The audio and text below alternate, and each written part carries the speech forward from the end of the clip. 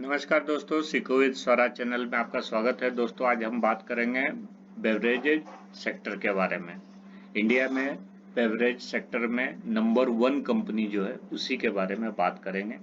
इस कंपनी का tie up PepsiCo company के साथ है। पेप्सिको कंपनी वही कंपनी है जो अमेरिका में नंबर 1 है और उसके प्रोडक्ट का जो डिस्ट्रीब्यूशन है और प्रोडक्शन इंडिया में है वो ये कंपनी करती है।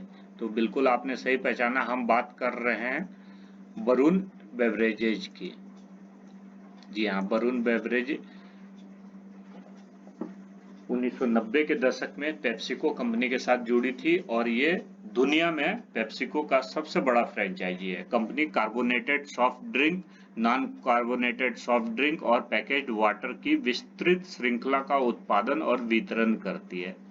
पेप्सिको के ब्रांड में आप देख सकते हैं कि ये पेप्सी के ये 3 वेराइटीज हैं और Mountain Dew, Mirinda, 7 Up, Nimbooz masala, Nimbooz Mountain Dew ice ये सॉफ्ट ड्रिंक्स बनाती हैं। इसके अलावा कंपनी एनर्जी ड्रिंक्स भी बनाती है, कुछ क्लब सोडा भी है कंपनी बनाती है। इसके साथ ये जूस के सेगमेंट में भी ट्रॉपिकाना नाम से जूस बनाती है। Tropicana essential, Tropicana delight, Tropicana slice, 7 Up नींबूज वगैरह बनाती है। इसके साथ ही कुछ स्पोर्ट्स ड्रिंक भी है कंपनी का और स्पोर्ट्स ड्रिंक के अतिरिक्त पैकेज्ड वाटर भी बनाती है कंपनी, जो एक्वाफिना और एक्वाविज के नाम से बनाती है। डेयरी बेस्ड ड्रिंक्स की बात करें तो मैंगो शेक और कोल्ड कॉफी और बेल्जियन चोको शेक भी कंपनी बनाती है। कंपनी का आरजे कॉरपोरेशन जो वरुण बेवरेजेज है, ये आरजे कॉरपोरेशन का हिस्सा है, जो कि भारत में ये देखिए आरजे कॉरपोरेशन ये कंपनी है। इस कंपनी के विस्तार से जानने के लिए इस कंपनी की इस वेबसाइट पे आप विजिट करके पूरा जानकारी ले सकते हैं। अभी हम इस वीडियो में कंपनी के बारे में शॉर्ट में बात करेंगे। ये जो आरजे कॉरपोरेशन है वो भारत में पिज्जा हट, केएफसी, क्रीम बेल और कोस्टा कॉफी की सबसे बड़ी फ्रेंचाइजी है और ये क्विक सर्विस रेस्टोरेंट सेक्टर में डिस्टिंग्विश ट्रैक रिकॉर्ड और एक्सपर्टीज के लिए जानी जाती है।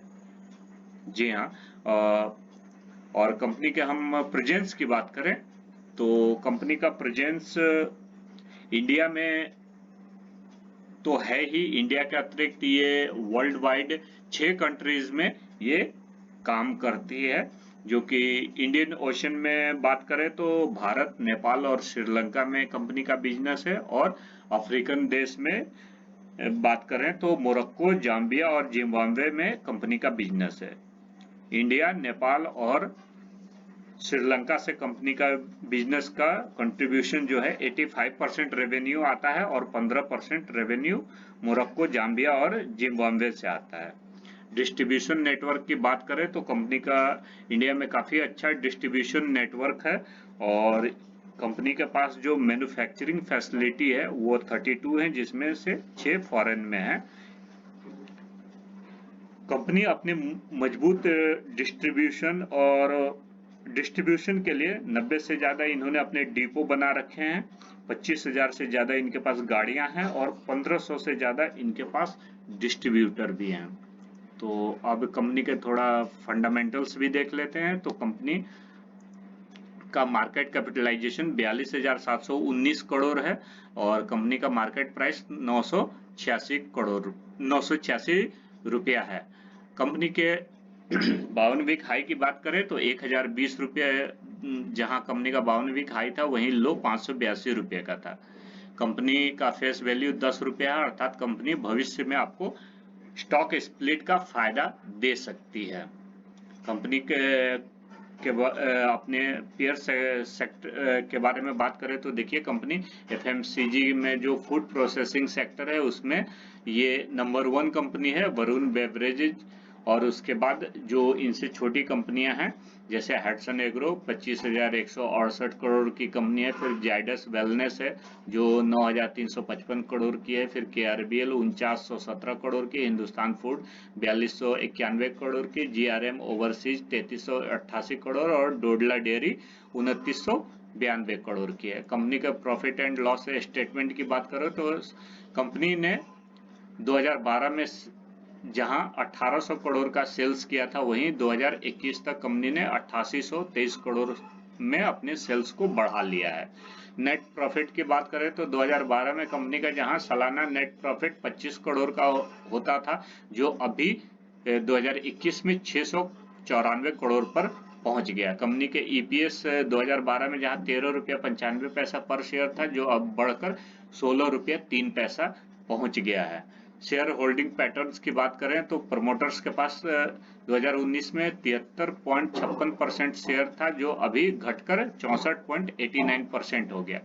एफआईआई की कंपनी में हिस्सेदारी अभी वर्तमान समय में 21.23% है, डीआईज का 7.06% और पब्लिक की 6.82% हिस्सेदारी है।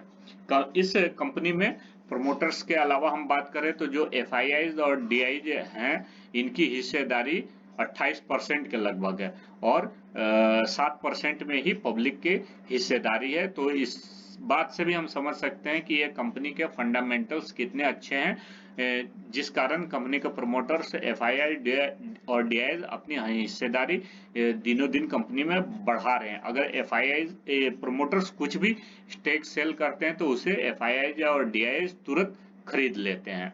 तो ये कंपनी के मजबूत बैलेंस शीट को दिखाता है।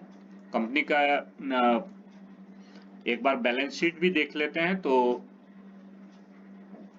देखिए कंपनी के पास जो कैश है वो देखिए कंपनी के पास कैश जहां 2017 में 2113 करोड़ का था, जो बढ़ता हुआ 2018 में 2406 करोड़, 19 में 3578 करोड़, 20 में 3723 करोड़ और 21 में 3965 करोड़ हो गया। लॉन्ग टर्म बोरोइंग्स की बात करें तो कंपनी के पास 2017 में जहां 1606 करोड़ का उधारी था, वो 2018 में बढ़कर 1835 करोड़ हो गया, 19 में 2291 करोड़, 20 में 1954 करोड़ और 21 में घटकर 1712 करोड़ हो गया। शॉर्ट टर्म बोरोइंग्स की बात करें तो कंपनी के ऊपर जहां 2017 में कर्ज 192 करोड़ था, जो 2018 में बढ़कर 318 करोड़, 19 में बढ़कर 411 करोड़, 20 में 635 करोड़ और 2021 में 560 करोड़ हो गया। तो ये भी फंडामेंटल्स भी कंपनी के, ये बैलेंस शीट भी काफी अच्छी लग रही है। और कंपनी के जब हम बोनस से हिस्ट्री की बात करें तो कंपनी ने अपने शेयर होल्डर्स को 2019 में 1:2 के रेशियो में और 2021 में भी 1:2 के रेशियो में 2 बार बोनस शेयर इशू किए हैं। डिविडेंड हिस्ट्री की बात करें तो 2017 से 2021 तक कंपनी ने अपने शेयर होल्डर्स को लगातार 25% की दर से डिविडेंड दिया है, अर्थात ₹2.5 पर शेयर डिविडेंड अपने शेयर होल्डर्स को दिया है, जो कि एक डिसेंट डिविडेंड है। कंपनी के हम प्राइस की बात कर ले तो कंपनी का आज जहां 2.5% चढ़कर बंद हुई है कंपनी, 5 दिन में कंपनी का रिटर्न लगभग 5% है, 1 महीने में 11%, 6 महीने में 6%, 1 साल में कंपनी का रिटर्न 50% के लगभग है, 5 साल में ये रिटर्न 486% का है और मैक्सिमम देखते हैं तो 400% का रिटर्न कंपनी ने 5 साल में अपने शेयर होल्डर्स को दिया है, जो कि एक बहुत ही अच्छा रिटर्न कह सकते हैं। और कंपनी का टेक्निकल चार्ट को एक बार देख लेते हैं तो देखिए कंपनी ने अपने लिस्टिंग के समय से, जब ये स्टॉक मार्केट में लगभग 200 रुपये 150 रुपये के रेट में 200 रुपये के रेट में लिस्ट हुई थी और गिर के ये 150 तक आई थी। उसके बाद कंपनी ने जो बाउंस बैक दिया है 5 साल में 150 रुपये से कंपनी लगभग 980 रुपये तक पहुंच गई है। कंपनी ने अपने इन 5 सालों में अपने शेयर होल्डर्स के पैसे को 4 गुना कर दिया। कोरोना जैसे पैंडेमिक में भी कंपनी 40% ही मैक्सिमम गिरी थी, जब कंपनी के सारे प्रोडक्शन वगैरह बंद हो गए थे, तब भी कंपनी 40% ही गिरी थी। और उसके बाद जब कंपनी ने अपना बाउंस बैक दिखाया तो ये 344 रुपये से आज 980 रुपये पर पहुंच गई।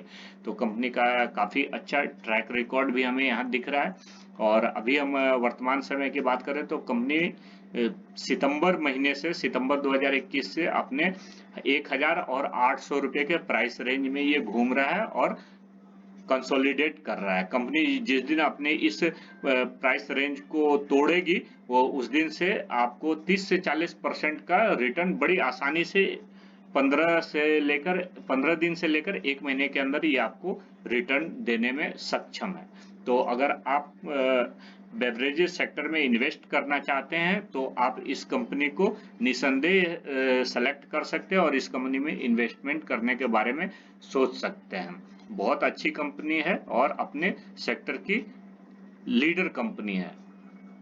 तो ये वीडियो आपको कैसा लगा हमें कमेंट में बताएं, और अगर अच्छा लगा तो इसे अपने दोस्तों के साथ जरूर शेयर करें, और ऐसे इन्फॉर्मेटिव वीडियो के लिए हमारे इस चैनल को सब्सक्राइब करना बिल्कुल भी ना भूलें। इस वीडियो में इतना ही। जय हिंद।